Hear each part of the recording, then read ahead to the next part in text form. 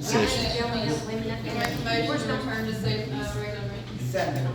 Okay, have a motion to return in a second, all in favor? Aye. Okay.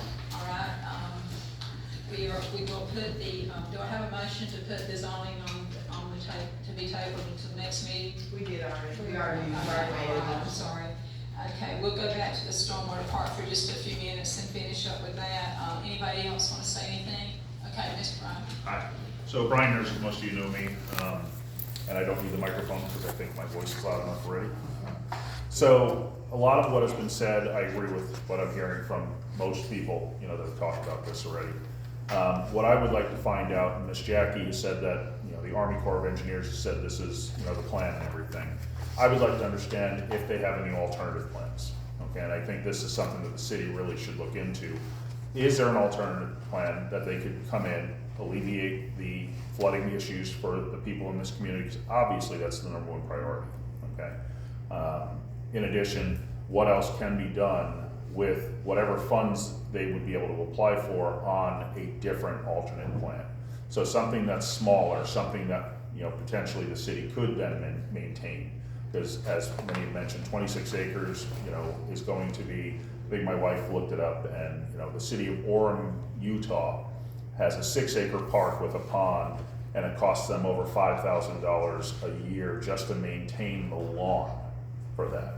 So what is a 26-acre lawn going to entail? And that's just the mowing of the lawn. That's not even the chemicals and everything else that they also have to bring up. And you can look this up online. A lot of places have this information. It's all public records, okay? So is there an alternate plan that the Army Corps of Engineers would be behind that could actually get us what we need at a much smaller scale? So I think that's something you need to look into. I would agree with that, that's what we've been asking. I think all of us are kind of saying, that had something to say tonight, we all agree with that.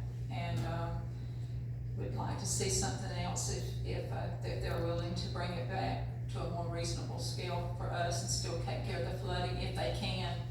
And if you don't think they can, Miss Jackie, you could tell us, do you think they can or not? I don't think so. You don't think so? No, the engineers, it's not just the Army Corps of Engineers, it's other engineering firms that have agreed that that's what was required. Okay. So, All right, so it's either take this or that's it, right? yes, ma'am. Okay, but, council want to vote on that? I think Mr. Jackson, you want to say something? Did anybody else? I'm sorry. Go ahead. Well, I can't speak. Keith Jackson, Community Outreach Coordinator for Anthropocene Alliance. I'm a liaison between Anthropocene Alliance and City Hall. And I'm not an expert on any of this. My job is to take notes and send messages back and let them decide on things. But my 2 cents would be this. It's like I've heard everybody in here. I heard the tax concerns. This money that the government is giving out, whether you spend it, somebody's gonna spend it. If it goes, the part that you don't use is going to somebody else. There's a lot of EPA grants that's being passed out this year. Somebody got one for some electric buses for a school. And so, you know about it? So what I'm saying is this, you got, the government right now has a environmental justice team in the White House for the first time. And they have allotted, I believe, like $300 million already for projects like this. And Anthropocene Alliance is the biggest coalition, 42 states, correct? Yes, So with that, they're one of the fastest routes to get to these grants. Now, I'm not telling anybody to do anything. If it was me, people ask me, would you sign? I'm like them. If it's supposed to be in writing, it's supposed to be in writing, correct? mm-hmm. So I thought that was taken care of last time I came down. When I talked to Mayor Vicky and the council, I took that back in my notes. So I thought that was covered already before I got here, but you said it's not? It's not. So I can't tell anybody what to do. But myself and Mayor Vicky had a conversation. She is a person who believes in a high power, correct? Correct. So with that conversation, it was like this. You do your homework, you do your research, you gather your intel. You're the one say you read reviews, whatnot. I take reviews with a grain of salt, because as big as this coalition is, if it was as bad as those reviews said it were, I think everybody in here would know what Anthropocene Alliance is before today. Correct? Mm-hmm. Alright. So I'm just saying,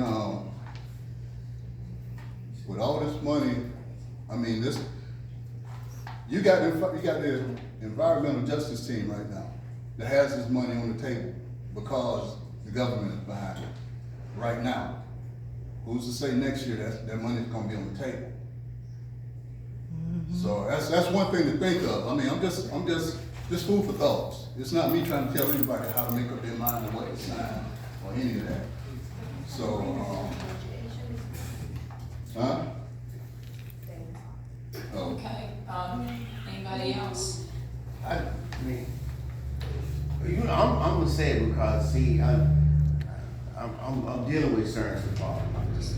And now, I understand how some people are thinking, and I probably think some of the same thing that we're thinking, but I look at things just a little different, man.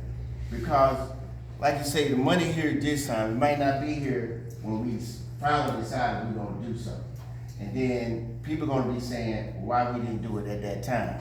Because we holding our future right there. And I'm not saying anything about the money. Let's forget about the money part. I'm talking about development. When I went to the city development course in Valdosta, we were the only city out of Blackshear, Waycross, Durham, all the cities that was there, and it was about like 30 cities. We were the only city that wasn't growing. We were the only city that didn't have a downtown area.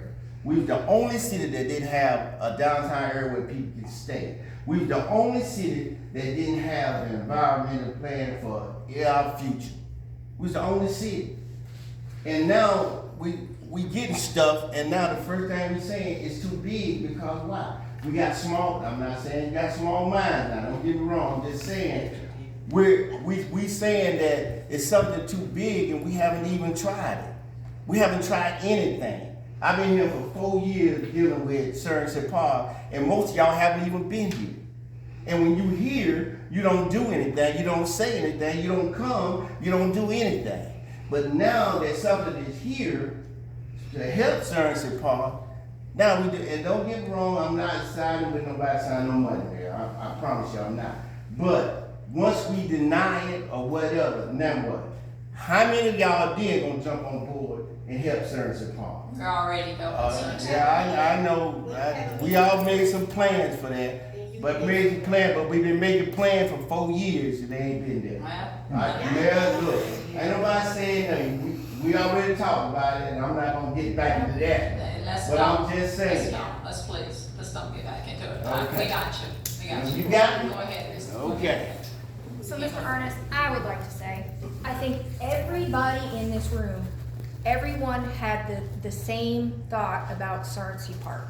Everybody wants to see Sunset, and I understand that you're tired of like the round, but everybody in this room wants to see Sunset Park grow.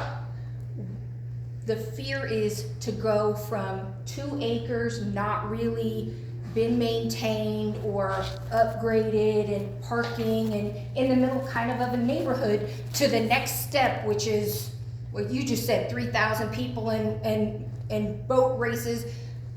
Who's gonna staff it? What's gonna happen if there's a first aid center? Who's gonna clean the bathrooms? There's just, I think if you're gonna do that, then it should be done in stages rather than trying to develop the whole park. Maybe can we do that? Can we do phase 1 of the park, take care of the flood thing, and maybe we go further down the line and say we want to do a phase 2 after phase 1 goes well. But I mean, Everybody in this room all said they want to see Sorensen Park grow. And I think we all do. There has to be something for the children. There has to be. But to go from 0 to 100 in this fast, this quick, without actually knowing the legal ramifications or the financial implications, I'm gonna go on the side of, I'm gonna be conservative.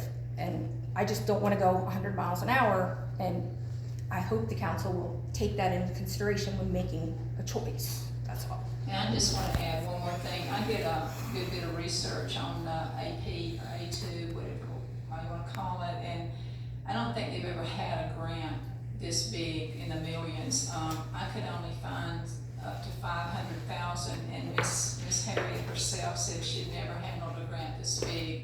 So I think maybe there's a lot of factors in here that maybe she hasn't thought about, and maybe wasn't put into the contract because she's never had $12 million to handle before. I actually never found anything over 500,000 that they were given at any one time, and that's through 25 years that I went back on her page.